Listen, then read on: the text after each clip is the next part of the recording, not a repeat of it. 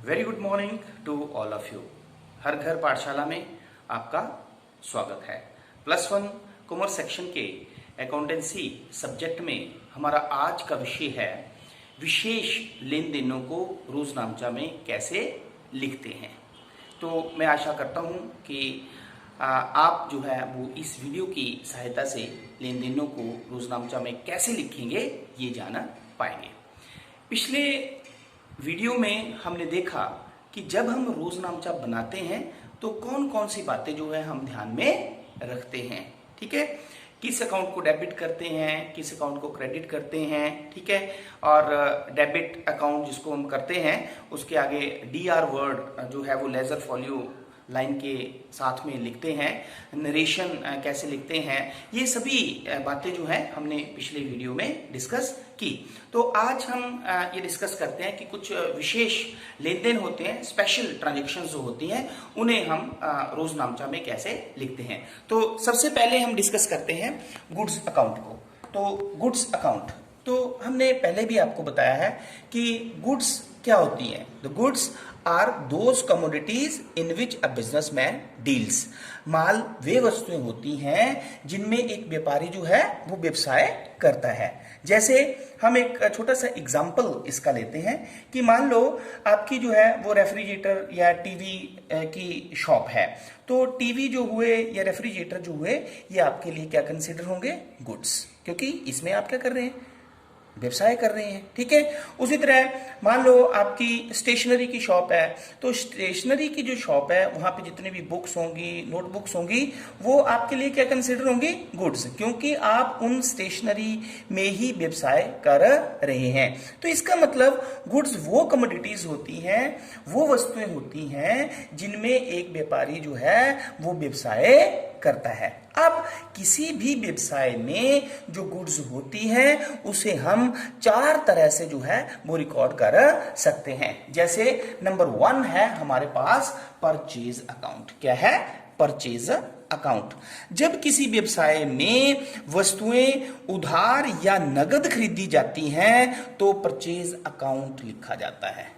क्या लिखा जाता है, परचेज अकाउंट। जब किसी भी व्यवसाय में उधार वस्तुएं खरीदी जाती हैं या नगद वस्तुएं खरीदी जाती हैं तो परचेज अकाउंट को डेबिट किया जाता है, क्योंकि ये क्या होता है, एक्सपेंस। तो रूल होता है क्योंकि एक्सपेंसेस नॉमिनल अकाउंट में आते हैं, इसीलिए हमारे पास रूल होता है debit all the expenses and losses and credit all the incomes and gains. इसीलिए जो है वो परचेज को हमेशा डेबिट किया जाता है। क्लियर।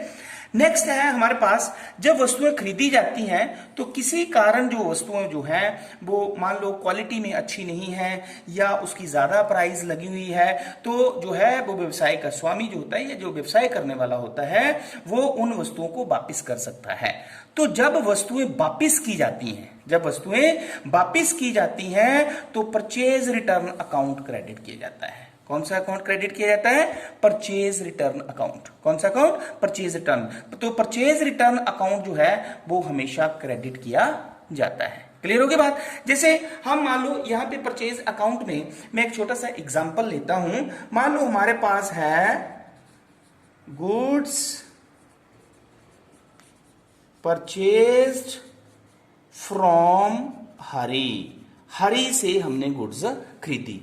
तो क्योंकि वस्तुएं हमने खरीदी तो मैंने बोला कि जब हम वस्तुओं को उधार या नगद खरीदते हैं तो परचेज अकाउंट आता है। तो इसमें हमारे पास जो है वो एक परचेज अकाउंट आ जाएगा और दूसरा कौन सा आ जाएगा, हरी अकाउंट, क्योंकि परचेज जो है वो एक एक्सपेंस है। तो nominal account debit all the expenses, तो परचेज अकाउंट को डेबिट करेंगे और हरी क्योंकि गिवर होगा तो इसलिए हरी अकाउंट को हम क्रेडिट करेंगे। तो इस तरह आपने देखा कि जब भी हम किसी लेन देन में जो है वो वस्तुओं को खरीदते हैं उधार या नगद तो परचेज अकाउंट को डेबिट किया जाता है। दूसरा मैंने आपको बताया परचेज रिटर्न। तो परचेज रिटर्न मैंने बताया आपको कि जब वस्तुएं जो हैं वो किसी कारणवश वापस कर दी जाती हैं। सपोज करो अगर हम इसी ट्रांजेक्शन्स को लेते हैं, गुड्स रिटर्न्ड, ठीक है, गुड्स रिटर्न्ड टू हरी। देखो पहले हमने हरी से माल खरीदा था। अब क्योंकि वो गुड्स जो है वो अप टू क्वालिटी नहीं है या ज्यादा प्राइस पे खरीदी गई है, तो हमने वो जो है वो गुड्स जो है वो हरी को वापस कर दी। तो इस केस में जो है वो हरी अकाउंट डेबिट हो जाएगा। और मैंने आपको बताया कि जब गुड्स वापस की जाती हैं तो कौन सा अकाउंट क्रेडिट होता है? Purchase return account. कौन सा अकाउंट? Purchase return account. ठीक है, तो जब वस्तुएं वापिस की जाती हैं तो परचेज रिटर्न अकाउंट को क्रेडिट किया जाता है। क्लियर? अब नेक्स्ट हमारे पास आता है सेल्स अकाउंट। तो सेल्स मतलब वे वस्तुएं जिनमें व्यवसाय का स्वामी व्यापार करता है, जब उन वस्तुओं को उधार या नगद बेचा जाता है तो सेल अकाउंट क्रेडिट किया जाता है। कौन सा अकाउंट? सेल अकाउंट जो है वो क्रेडिट किया जाता है। और जब सेल अकाउंट क्रेडिट किया जाता है तो हमारे पास जो है एग्जाम्पल सपोज करो है हमारे पास goods sold to Ram, Ram को माल बेचा। ठीक है, तो इस केस में हमारे पास Ram account debit to sale account. तो मैंने बताया आपको कि यदि किसी भी व्यवसाय में वस्तुएं उधार बेची जाती हैं या नगद बेची जाती हैं तो सेल अकाउंट को क्रेडिट किया जाता है। अब अगर जो बेची हुई वस्तुएं हैं वो किसी कारणवश जो है वो कस्टमर जो होगा, ग्राहक जो होगा, उससे वापिस की जाती हैं तो सेल्स रिटर्न अकाउंट को डेबिट किया जाता है। कौन से अकाउंट को? सेल्स रिटर्न, जिसको बोलते हैं विक्रय वापसी खाता। तो सेल्स रिटर्न अकाउंट को जो है वो डेबिट किया जाता है। जैसे हम इसी एग्जांपल्स को लेते हैं, मान लो हमारे पास आता है goods return by Ram, Ram द्वारा वस्तुएं वापिस की गई, तो हमारे पास एंट्री होगी sales return account debit to Ram account. Clear? तो इस तरह से जो है हमने ये पढ़ा कि जब वस्तुओं को जो है वो लेखा पुस्तकों में कैसे रिकॉर्ड किया जाता है। तो गुड्स अकाउंट जो होता है उसे हम 4 तरीके से जो है वो रिकॉर्ड करते हैं। Purchase account, number 2 purchase return account, number 3 sales account and number 4 sales return account. आता है क्रय खाता, क्रय वापसी खाता, विक्रय खाता एंड विक्रय वापसी खाता। तो क्रय खाते को डेबिट किया जाता है, क्रय वापसी खाते को क्रेडिट किया जाता है और विक्रय खाते को क्रेडिट किया जाता है और विक्रय वापसी खाते को डेबिट किया जाता है। अब हमारे पास नेक्स्ट है गुड्स से रिलेटेड और ट्रांजैक्शन। मान लो goods given away as charity, मतलब क्या हुआ? दान में दी वस्तुएं, वस्तुएं जो है वो दान में दी। तो इस लेन देन में क्या होगा? जो 2 खाते आएंगे वो आ जाएगा, पहला खाता चैरिटी अकाउंट और दूसरा क्योंकि गुड्स है तो परचेज अकाउंट। क्योंकि चैरिटी अकाउंट मैंने आपको बताया क्योंकि नॉमिनल अकाउंट खर्चा है और परचेज भी हमारे पास नॉमिनल अकाउंट में आता है क्योंकि उसमें अब जो है वो परचेज वापिस हो रही है तो ये क्रेडिट हो जाएगा। तो चैरिटी जब नॉमिनल अकाउंट है तो debit all the expenses and losses. तो इस केस में आपके पास जो है वो जर्नल एंट्री क्या हो जाएगी? Charity account debit to purchase account. क्या हो जाएगी? Charity account debit to purchase account. Clear? उसी तरह आपके पास आ सकता है गुड्स लॉस्ट बाय फायर। क्या आ सकता है? गुड्स लॉस्ट बाय फायर या थेफ्ट। मतलब क्या हुआ कि वस्तुएं जो हैं वो या तो आग लगने के कारण नष्ट हो गई या फिर क्या हुआ? चोरी के कारण जो है वो नष्ट हो गई। तो इस लेन देन में जो है वो हमें लॉस हुआ, तो लॉस बाय फायर अकाउंट या लॉस बाय थेफ्ट अकाउंट आ जाएगा एक, और दूसरा आ जाएगा क्योंकि गुड्स का नुकसान हुआ तो परचेज अकाउंट। क्योंकि लॉस बाय फायर या थेफ्ट अकाउंट फिर हमारे पास कौन सा हुआ? लॉस हुआ, तो नॉमिनल अकाउंट। क्लियर? और नॉमिनल अकाउंट का हमारे पास रूल्स होता है debit all the expenses and losses and credit all the incomes and gains. इसलिए जो है वो हमारे पास जब आप जर्नल करेंगे तो लॉस बाय फायर अगर थेफ्ट है तो theft account debit to purchase account, to purchase account. Is it clear? तो इस तरह से आपने देखा कि goods given away as charity और गुड्स लॉस्ट बाय फायर जो है वो उसे हम कैसे रिकॉर्ड करते हैं। अब हमारे पास गुड्स से रिलेटेड और है, गुड्स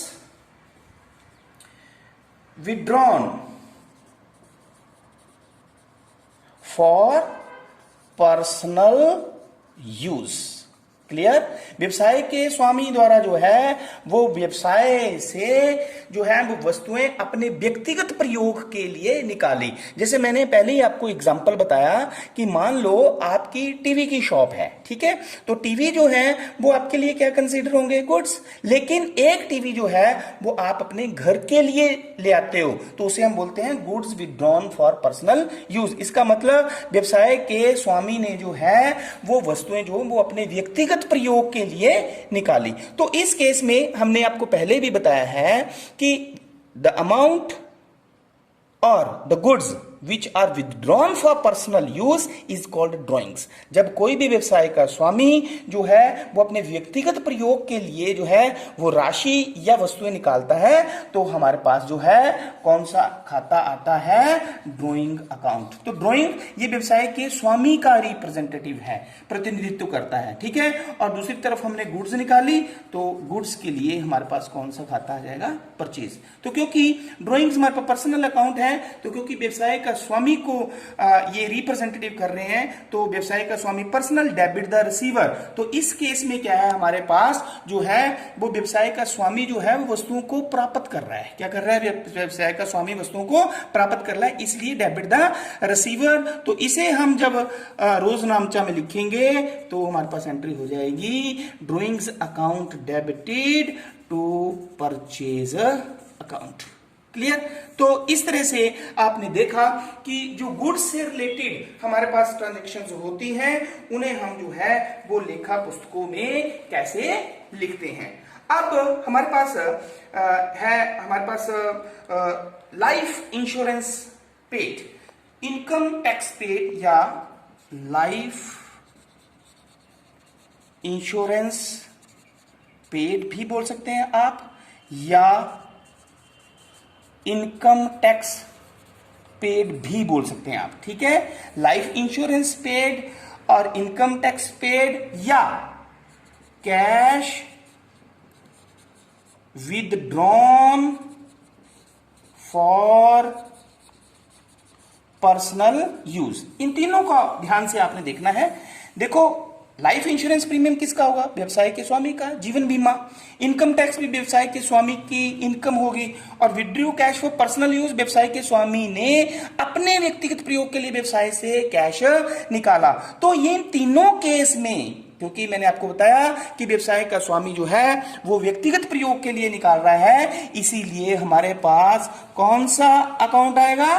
ड्रॉइंग अकाउंट। क्लियर? और तो इस केस में व्यवसाय से क्या बाहर जा रहा है?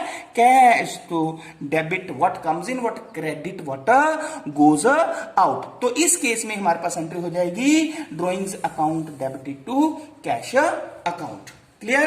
तो इस तरह से आपने देखा कि हमने जो है वो गुड्स से रिलेटेड एंट्रीज जो है वो purchase account, sale account, purchase return account और sales account, sales return account में हम जो है उनको लिखते हैं। और साथ में अगर व्यवसाय में गुड्स लॉस्ट बाय फायर होता है, गुड्स लॉस्ट बाय थेफ्ट होता है, goods given away as charity होता है, या goods given away as free samples होता है, या कैश अगर व्यवसाय का स्वामी अपने व्यक्तिगत प्रयोग के लिए निकालता है, या उसकी लाइफ इंश्योरेंस प्रीमियम है, तो उसे हम जो है वो जर्नल में कैसे लिखते हैं। तो ये कंसेप्ट आपने कल के लिए जो है वो ध्यान रखने हैं।